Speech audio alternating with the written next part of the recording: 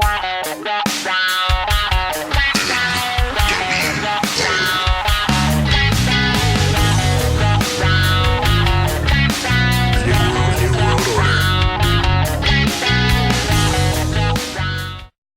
to you by Marks with Mikes.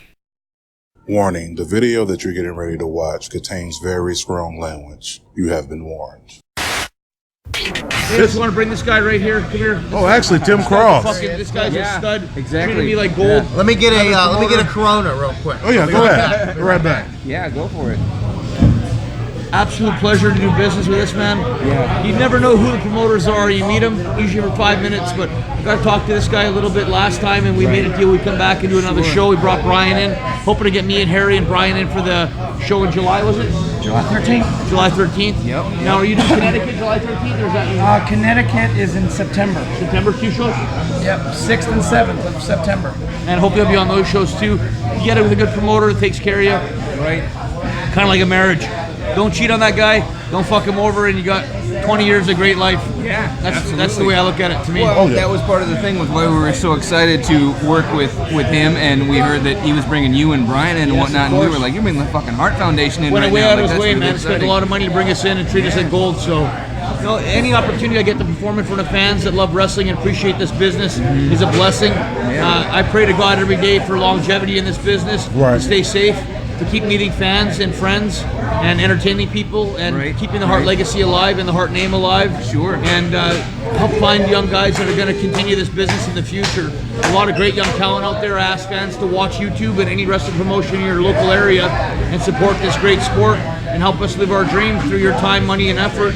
And just keep going out there and hoping that fans come back with a smile on their face and they support every local promotion. And understand this business is about you guys give us energy, we give you back our life, and it's a trade. And you guys keep us safe as a life jacket. The fans' energy and love as a life jacket keeps us safe in the ring, allows us to do more stuff. Nothing's better than a little shot of adrenaline, which is a bunch of fans smiling and cheering.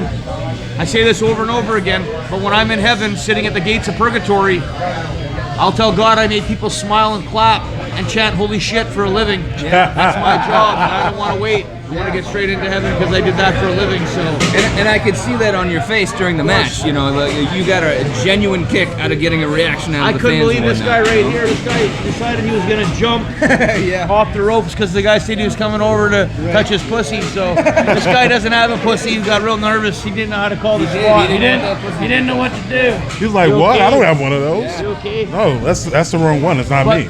Today was the first ever kitten in the ring match. That's right. So that was a 2.5-month-old tortoiseshell female Persian kitten I paid $2,000 for yesterday. I just bought her. What? That's a real classic pussy. A very expensive pussy. Better than an escort, I guess we'll say for sure. At least I get to keep her. Nothing's worse than touching pussy once and then losing it. I get to keep her for the next 20 years, hopefully. So that's better than most, my man. Hey, Brian, you get that fucking beer and get over here. What's wrong with you, dude? Well, that was the thing. I had a question for you and Brian together, but since he hasn't gotten his beer yet, I'll ask you. Last weekend, your Uncle Bret got inducted in the Hall of Fame. I just got onto the floor. Yeah. I didn't have my Hall of Fame ticket. I had a show about 2 hours before the Hall of Fame, so I had to get down to the ringside area, get one of the ushers to go back to one of the agents in WWE to tell me to get my wristband. So I finally got my wristband, sat down. About 3 minutes into sitting down, saying hi to my mom and everybody I hadn't seen in months.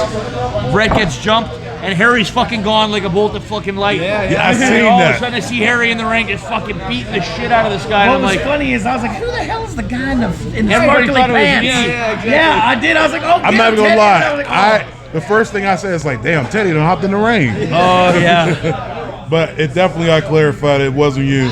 Thank God, I don't need any more heat. I got enough heat to fucking set a small forest fire, right? So only you can prevent forest fires. Yeah. Now, We need to get back there someday, you know. So I mean, it hopefully even they more. do. You never know. The Tyson kid's in there, Natalia's in there, doing very well. They treated them like I would think like valued employees for the last, say, 5 years instead of like shit, and it's nice to see them getting that comeback.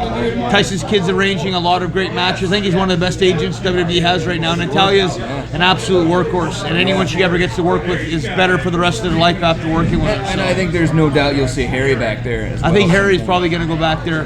Let us hopefully get a nice 2 or 3 year run out of MLW. Yeah. Let Brian get a little bit more I season. think he got that beer. Hey Brian. Oh, here he comes. Come on back.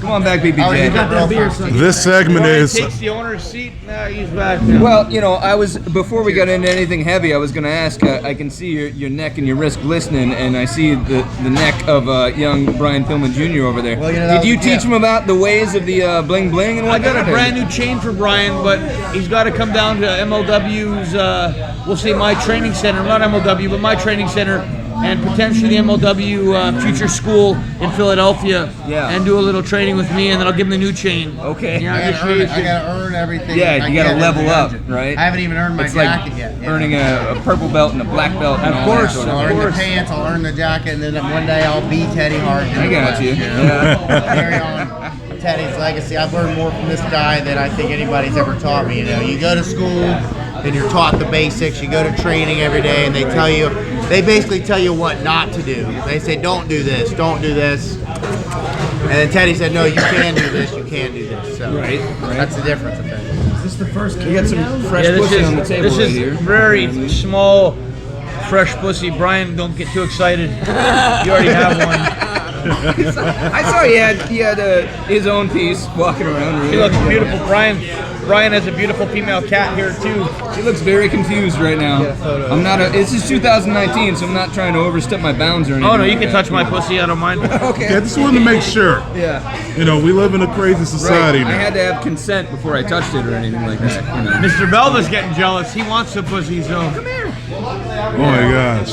All the ladies eventually come over here, but But definitely, one question I definitely wanted to get out was we met last year actually in New Orleans. Yeah, you said to me. Yeah, we met last year in New Orleans, and I was really? I was there for that Impact versus Lucha. oh, look at that. Oh man, it seems like the pussy came right to me. Oh, she must know you have a big, huge black panther.